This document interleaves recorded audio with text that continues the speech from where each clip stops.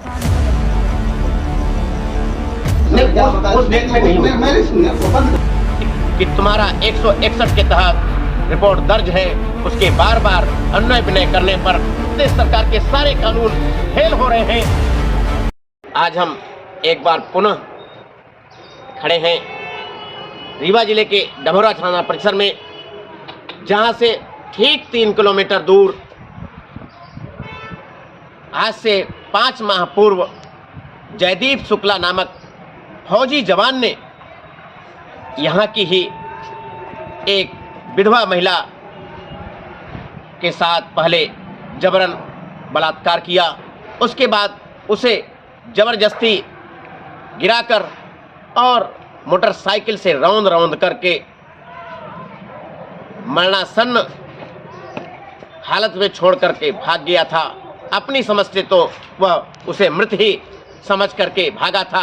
यह तो संयोग था कि वह जीवित बच गई।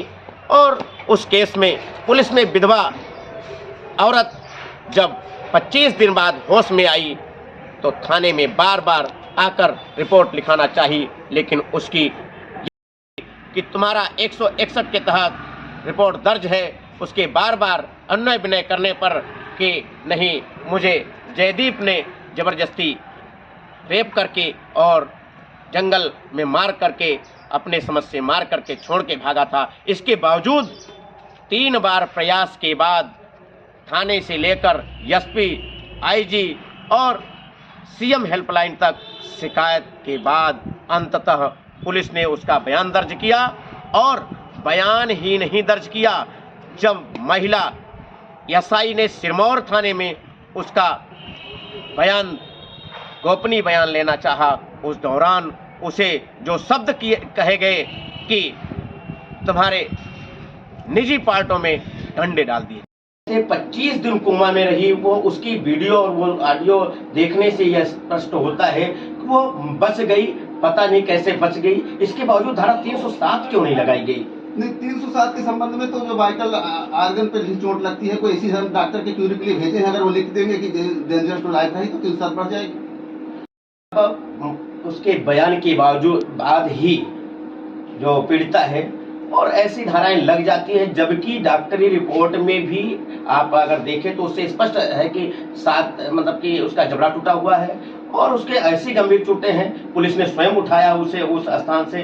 और क्या कहते हैं, इसके बावजूद क्यों नहीं लगाई गई धारा 307? नहीं, धारा तो डॉक्टरी रिपोर्ट के आधार पर ही लगाई जाती है, आपके कहने पे और किसी भी तरह नहीं लगती। जब तक डॉक्टर लिख के नहीं देगा तब तक नहीं लग पाएगी। बाकी फ्रैक्चर की धारा 325 वगैरह जो है वो लग जाती है। 307 तभी लगेगी जब डेंजर टू लाइफ लिखेगा डॉक्टर। चिकित्सा किया था, उनका कहना है कि पुलिस ने मुझे एमएलसी फॉर्म नहीं उपलब्ध कराया, इसलिए मैंने एमएलसी नहीं दर्ज की थी। आखिर ऐसा क्यों हुआ? क्या पुलिस पहले से मिली तो नहीं थी?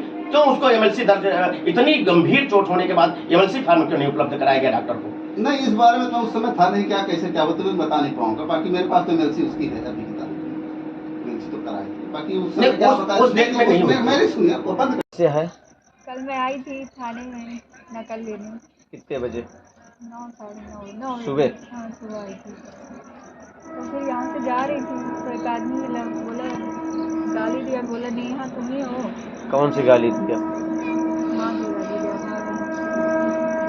बोला कि इसकी जयदीप शुक्ला की रिपोर्ट वापस ले लो, नहीं तो तुम्हारे बच्चों को खाया नहीं। अभी 376 लगा, उसका कुछ नहीं हो पाया, 307 में कुछ। और क्या बोला? कोई कुछ बोला? बोला कि निर्भया जैसा कांड होगा तुम्हारा, मुझसे भी कर रहा है। और तुमको पता है कितनी बार बता चुका है, नरोत्तम मिश्रा के रिश्तेदार। नरोत्तम मिश्रा बोले तो गृह मंत्री, फिर उसकी एफआईआर की तो एफआईआर दर्ज की गई कि बयान लिया गया? तेज बोलो ना। बयान